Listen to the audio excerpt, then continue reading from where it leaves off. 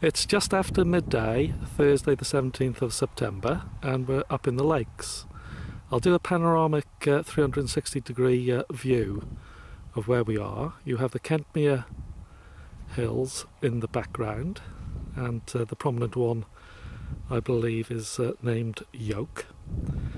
The reason why we're here is the hill that is now coming into view, which is called Baystones.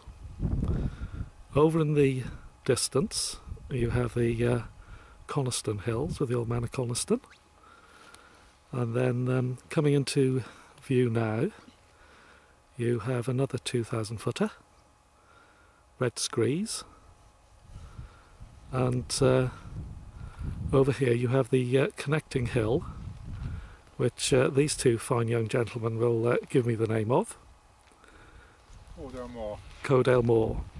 Now I'm up here with John Barnard on the left and Graham Jackson on the right, and in the background between them is the Leica GPS 530 all set up. And if I can ask Graham first, the reason that we're here is? Well, to have a good time really, but apart from that, Baystones is a Marilyn. It has been in and out of the Marilyns list, and it has a drop of 150 metres, and we're here today to measure that drop to see whether it is indeed 150 or greater, and that Baystones should retain its Marilyn status.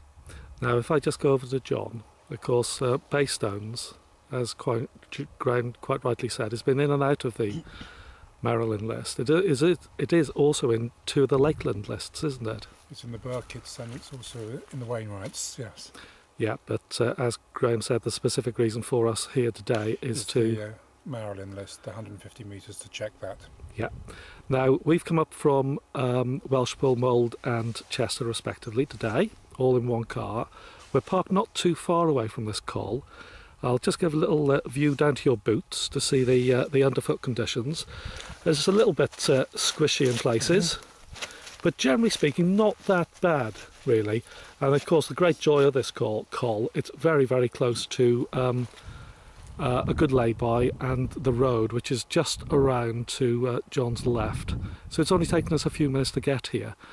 But since being here, John, if you can explain the process that we've gone through. Well, what we're trying to do here is find the exact position of the col in this area, which is quite broad and flat. And to do this we are using a systematic approach. So what we first have to do is try and identify the line of the col, i.e. the line between the two hills. I think now you've got the camera roughly down the line, Cordell Moor that way and directly behind you for Baystones. So that is the rough line of the col. So what we've done, we've marked out a grid of flags, equidistant lines running perpendicular to that line. You can see them over there, roughly about 10 metres apart in parallel lines. We've surveyed each of those lines to find the highest point of those lines and mark those point positions with a yellow flag. And then by surveying in the other direction, in the line of the col, the line of yellow flags, then we look for the lowest point, and that should represent the true position of the col. And then we now have the GPS set up in that position. We also spent a little bit of time around there just checking that that was actually accurate around the position where we set the GPS. Now I'll go over to Graham. So in effect, Graham, there's been a grid system of flags laid, measured and recorded. Yeah, that's right. You've found the true point of the col. How long has this taken? It took us just under 1 3/4 hours to do that. And through experience of going through this procedure with you in the past, that is probably about the norm, isn't it? Yes, it is. I mean, if you've got an extremely sharp col, then you can do it in a shorter time. Conversely, if you've got... We're now on top of the summit of Baystones, and as you can see in the background, there's John and Graham with the Leica GPS 530. It's positioned approximately 3 metres away from quite a substantial summit cairn, which you can see on the right hand side, and I'm going to wander up to see them and prompt them with 1 or 2 questions.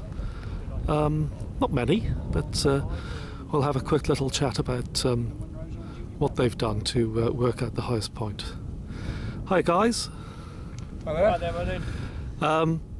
So I've just explained that we're on top of the summit of Baystones, and I know when we arrived up here there's quite a substantial summit cairn, isn't there, 3 metres or so away from the GPS, and I believe that you set up the optics to level across to work at the very highest point. Now, there's not that many contenders. We looked through the cairn, didn't we? There's sort of daylight in the lower sort of blocks, but that was also surveyed as well, wasn't it? Yes, Yes, if it you was. look down here, you can see daylight right through here, so there can't be a rock. If there is a rock buried in the cairn, it can't be higher than that. And we've checked that point over there is higher than this point here. So there's nothing buried in the cairn higher than that point. Now, there's also another summit which I'll pan over to, which Graham went with the staff, and that's the summit to our north, and that was a good, was it 0.9 of a metre? 0.83 metres lower. Lower. There. So that's quite substantial, isn't it? It's also worth panning over to one spell, which we checked with the level. The map says that it's about 4 metres lower. In fact, when we looked over there, there was a person standing on the summit, and the horizontal point of the level was about 2.5 persons higher above the summit, showing that indeed it is about 4 metres lower than here. So we can be confident that that point is considerably lower than the point we're on here. So you've assembled the Leica equipment on the very highest point, and there's a little breeze that's picked up, isn't there, over the last few minutes, and This is a bit better than Ben Vane. it is a little bit better, isn't it? That's Ben Vane that we did earlier on It's this not wobbling our antenna.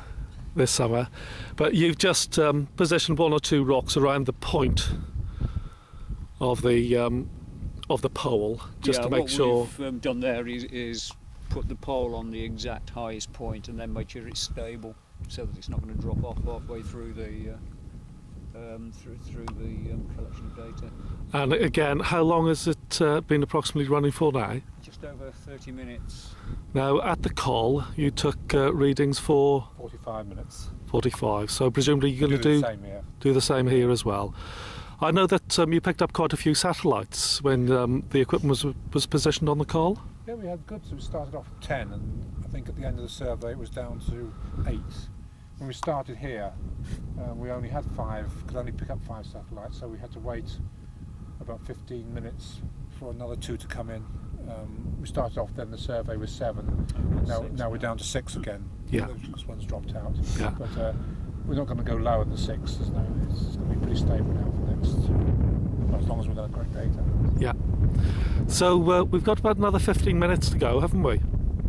I think, until the machine can be switched off. So I think that's probably about it for now. So many thanks again, and maybe do a bit of filming next time we all meet up and do another survey somewhere. Cheers.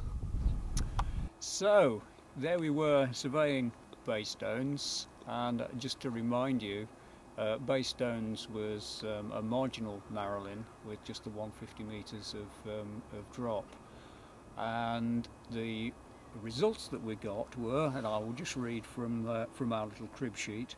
The summit had a spot height of 487 metres, and our result for the summit height was 486.89 metres, so that ties in very well with the Ordnance Survey's data.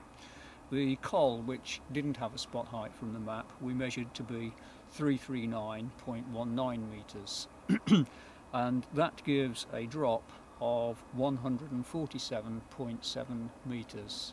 So Baystones is now reclassified from a Marilyn to a Sub-Marilyn.